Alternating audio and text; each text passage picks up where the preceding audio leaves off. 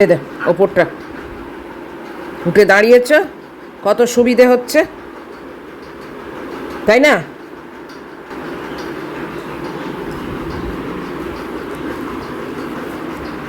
খুব দুষ্টুমি করে। এ নাকি আবার ম্যানেজার, সেই কোম্পানি লাটে উঠবে। ম্যাগো,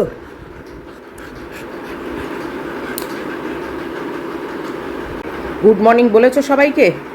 হ্যাঁ, এই দেখো কত লোম উঠছে।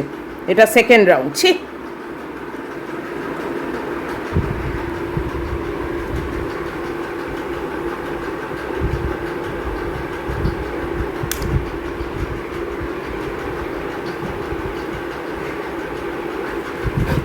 আবার বসে পড়ে। হয়েছে পরিষ্কার? ম্যাগি বেরিয়ে গেল। এখন উপস্থিত বৃষ্টি পড়ছে না, বাট ফোরকাস্ট আছে কিন্তু বিরাট দুর্যোগের। আর এখানে নিম গাছের কি অবস্থা দেখেছো? মানে আমি পুরো গাছের মাঝখানে আছি বলতে পারো। Hey everyone, good morning. কেমন আছো সবাই? নিশ্চয়ই ভালোই আছো। আজকে হচ্ছে শনিবার, আর এখন বাজে 7:15। এই মাত্র ম্যাগি বেরোলো। সামনে দিয়ে নিয়ে গেল না, কেননা সামনেটা বড্ড জল থাকে, তো ওই জন্যে নিয়ে যায় না। পেছনেও যে জল থাকে না তা না, কিন্তু ওই আর কি, এখানকার থেকে ওইটা বেটার। তো সকালবেলা ম্যাগির পরিচর্যা হলো, রোজই হয় মোটামুটি, টাইমটা এদিক ওদিক হয় আর কি। তো আজকে সকালেই বসে করে নিয়েছি কাজটা। এখন একটু মানে প্রত্যেক দিনই ব্রাশ করি, আর এখন একটু বেশি ব্রাশ করছি, না হলে না বড্ড লোম পড়ে জানো তো। আর কত ঝাঁট দেবো বলো তো। আর এই মনসুনে সবার লোম পড়ে। এই বাপি বললো, বাপিকে দেখালাম, ম্যাডাম দেখো মানে ব্রাশে কত লোম, বলে এরকম সবার সবার এখন সবার মানে যাদেরই লোম আছে বেশি তাদেরই লোম উঠছে। এই মনসুন সিজনটায় ওদের ওঠে, কি আর করা যাবে বলো। যাই হোক, এই হলো ব্যাপার। আর রান্না বান্না জানি না কি করব না করব, এখনো একদম পুরোপুরি ব্ল্যাঙ্ক মাথা, কিচ্ছু নেই, রান্নার কোনো কাহিনী নেই। তবে মাছটা একদম ইচ্ছে হয় না খেতে, কেন জানি জানো, একদম মানে কতগুলো কাতলার পেটি আছে, কিন্তু না একদম ইচ্ছে করে না মাছ খেতে। মানে পুরো মানে অরুচি টাইপের হয়ে গেছে আর কি। কিন্তু ওগুলো তুলে তো দিতে হবে, বেশি পুরনো হয়ে গেলে তো আর চলে না, আর অত দামের বলো। তো সে দেখবো খন, মোটামুটি আজকে মাছের কোনো ব্যাপার নেই, কিন্তু কি করব না করব দেখি, এখন অবধি চিন্তা করিনি। একটা পুঁই শাকও আছে, দেখা যাক, পরে চিন্তা করব, এখন আর ভাবতে পারছি না। বর্ষাকালে কাপড় জামা শুকোনো একটা চ্যালেঞ্জ, নিশ্চয়ই তোমাদেরও তাই। এই ডেলি লাইফস্টাইল ভ্লগগুলোর সঙ্গে না নিজেদেরকে রিলেট করা যায়, তাই না?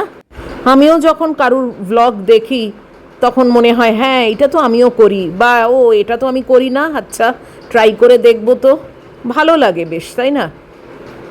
শুকোবে কি না জানি না, দিয়ে তো দিলাম। আর এই যে মহিলা চলে এসেছে, কি ভাগ্যি আজকে আর ভেজেনি, বৃষ্টিটা নেই।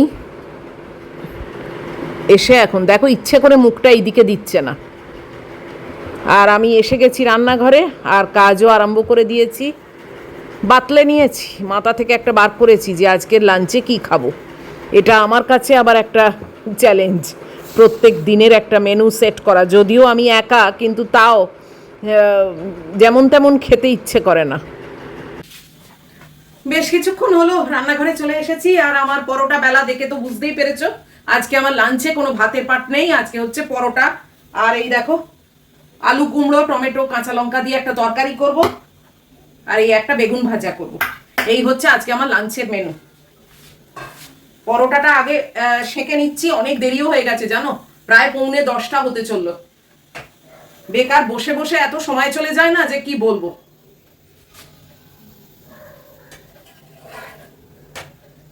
তরকারিটা চাপাবো, একদিকে তরকারি আর একদিকে বেগুন ভাজা, তাহলে তাড়াতাড়ি হবে।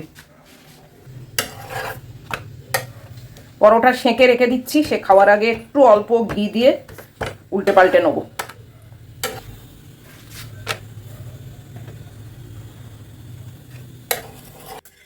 পরোটাটা সেঁকে রেখে দিলাম, এবারে তরকারিটা চাপাচ্ছি। একদম নিরামিষ তরকারি, খুব সিম্পলভাবেই করছি।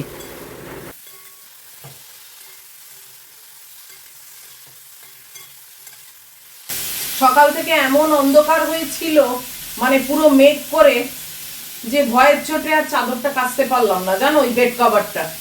এখন আবার রোদ উঠে গেছে।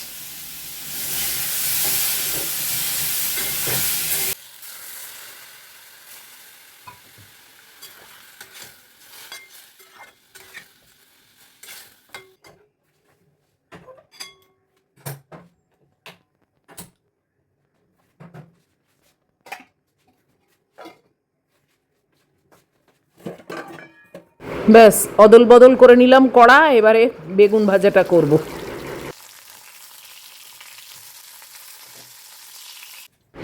ওদিকে গ্যাসে দুটো চলছে, ম্যাগির গ্যাসটা বন্ধ করে দিয়েছি, আর এবারে ডিমটা ছাড়িয়ে নিই।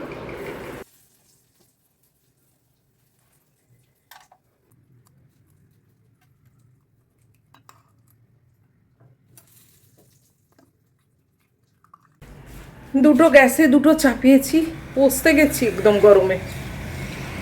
এই দেখো বাইরের অবস্থা, একটু উন্নতি। এই যে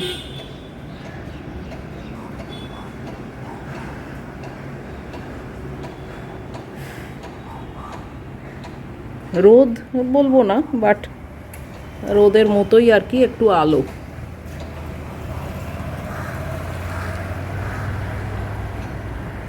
এই দেখো আকাশের অবস্থা। এই যে আমার মেয়ে নজর আছে সেই দরজার দিকে, দরজার বাইরে ওর যে কে আছে। ম্যাগি, এই দেখ কত ফুল ঝরে গেছে, দেখেছো? এই যে গাছটার ফুল, এই দেখ কত ঝরে ঝরে পড়েছে। মাছিগুলো না ওত পেতে থাকে, একটু নেট খুললেই চেষ্টা করে ঢুকে পড়তে। একবার ঢুকে পড়লে না অশান্তি। 10টা 20 মতো হয়ে গেছে, জানো, এত দেরি হয়ে গেছে কি বলবো। সকালের দিকে না একটু বেশি আয়েশ করে ফেললেই আমার এই প্রবলেম হয়। ভেবেছিলাম তোমাদের সঙ্গে একটা জিনিস শেয়ার করব, এক্ষুনি আর হবে না, পরে চান টান করে ওকে খাওয়াবো, চান করব, সব করে তারপরে শেয়ার করব।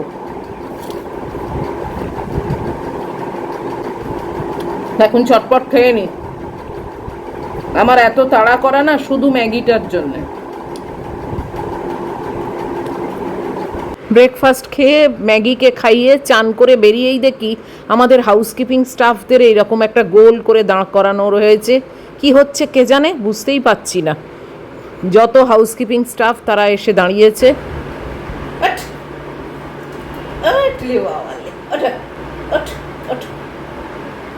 এখানে এসো। চান টান করে বেরিয়ে এসছি, একদম আমি পুরো ফ্রেশ। আর এখন বাজে 11:45। আর এই যে আমাদের ওখানে হাউসকিপিং স্টাফদের নিয়ে কিছু একটা হচ্ছে, বুঝেছো, কিন্তু কিছুতেই বুঝে উঠতে পারলাম না অ্যাকচুয়ালি কি হচ্ছে। কালকে যুগল আসলে ওর কাছ থেকে খবর নেবো। তো তোমাদেরকে একটা জিনিস পড়ে শোনাবো, দাঁড়াও। মানে আমার পড়ে এত ভালো লেগেছে, তখন ভাবলাম যে না, তোমাদের সঙ্গেও অবশ্যই শেয়ার করব। অনেক দিন কিছু পড়ে শোনাইনি, তাই না? তো চলো পড়া যাক। ম্যাগু শুনবে? একটা জিনিস পড়বো, এসো এখানে, এসো আমার কোলে, এসো, চলো এসো এখানটা। এই যে তবে থাকো, শোনো, বেশ ভালো ইন্টারেস্টিং। মানে আমার পড়ে তো রীতিমতো আফসোস হলো। যাই হোক, ফুলসজ্জার রাতে ঠিক পরের দিন শাশুড়ি মা বলল, তোমার বড় ভাসুরকে 1 গ্লাস জল দিয়ে এসো। বড় ভাসুরের কাছে গেলাম 1 গ্লাস জল নিয়ে, এতে আমার কোনো দোষ ছিল না। এসো এখানে এসো। একজন নববধূকে যেভাবে বাড়িতে থাকা কথা, আমিও ঠিক সেইভাবেই ছিলাম। মাথায় ঘোমটা দিয়ে নিচের দিকে তাকিয়ে তার কাছে গেলাম। জলের গ্লাসটি তার সামনে রাখা টেবিলে রেখে দিলাম, কিন্তু আমার কেমন যেন মনে হলো সে আমার দিকে একটু রেগে রেগে তাকালো। কোনো কথা না বলে জলের গ্লাসটা নিয়ে জল খেয়ে গ্লাসটা আবার টেবিলে রেখে দিল। আমিও চুপচাপ গ্লাসটি নিয়ে চলে এলাম রান্নাঘরে। হঠাৎ শুনি উনি আমার স্বামীর নাম ধরে জোরে জোরে ডাকছেন। চিৎকার শুনে আমি আর আমার শাশুড়ি মা দুজনেই ছুটে গেলাম। ওখানে গিয়ে দেখি আমার বড় ভাসুরের বউ অর্থাৎ বৌদি তাকে শান্ত হতে বলছে। সেও বুঝতে পারেনি যে হঠাৎ কি হলো। ওপরতলা থেকে আমার বর নিচে নেমে এলো। সে এসে বলল, কি হলো দাদা, এত চেঁচাচ্ছিস কেন? আমার বরের দিকে তাকিয়ে আমাকে ইঙ্গিত করে বললেন, তোর বউকে জিজ্ঞেস কর, ওর বাবার বাড়িতে ওর দাদাকে জল দেওয়ার সময়ও কি ঘোমটা দিয়ে যায়, আর জলের গ্লাসটা হাতে না দিয়ে কি টেবিলে রেখে দেয়, যাতে ভাসুরকে ছোঁয়া না যায়।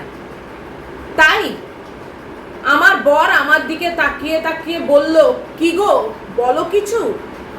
আমি মাথা নেড়ে উত্তর দিলাম যে না। তখন আমার ভাসুর বললেন, তো মহারানী যখন না, তাহলে এখানে এসে আমাকে ভাসুর বানাতে যাচ্ছ কেন? দাদা ভাবলেই তো হয়। ঠিক তখনই শাশুড়ি মা দীর্ঘ নিঃশ্বাস ফেলে একটা মুচকি হেসে চলে গেলেন রান্নাঘরে। আর আমার স্বামী বললেন, তোদের ভাই বোনের ঝগড়ায় আমি নেই, তোরা নিজেরাই সামলে নে। এই বলে আমার দিকে একবার তাকিয়ে আবার তিনি ওপরে চলে গেলেন। এদিকে বৌদি আমার পাশে এসে বললেন, তুমি আজব মানুষ তো, এভাবে কেউ বলে? ভালোভাবেও তো বলা যেত।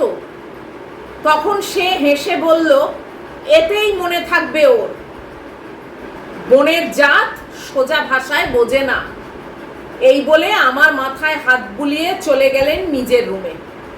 ওদিকে পাশের রুমের থেকে শ্বশুর মশাই বেরিয়ে এসে বললেন, যাক, ছেলে দুটোকে মানুষ করা গেছে।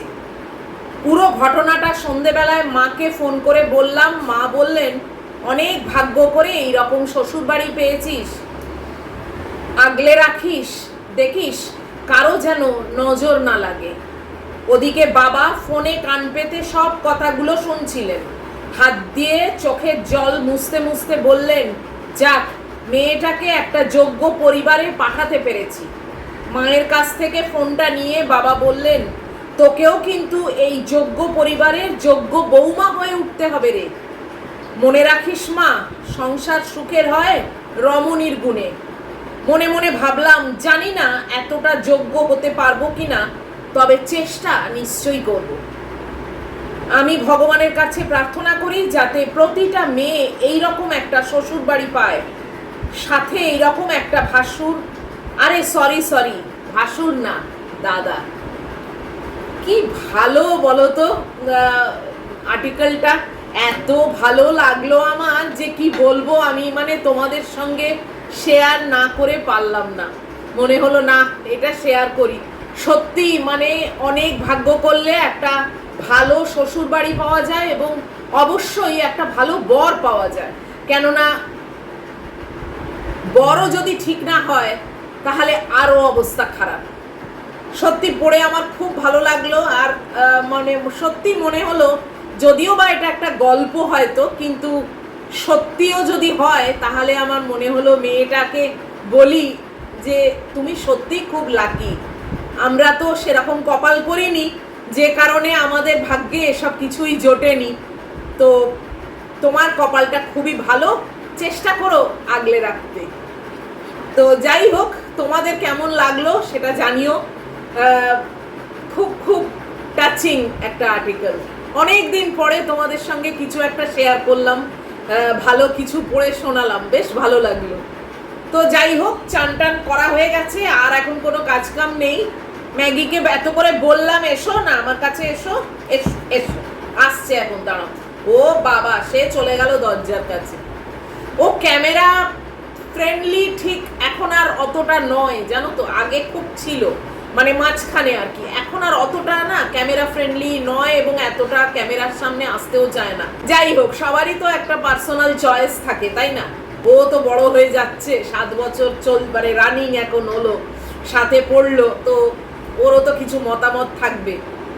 তো এই অবধি আজকে ভিডিওটা রইলো, আর এটাকে বাড়াবো না।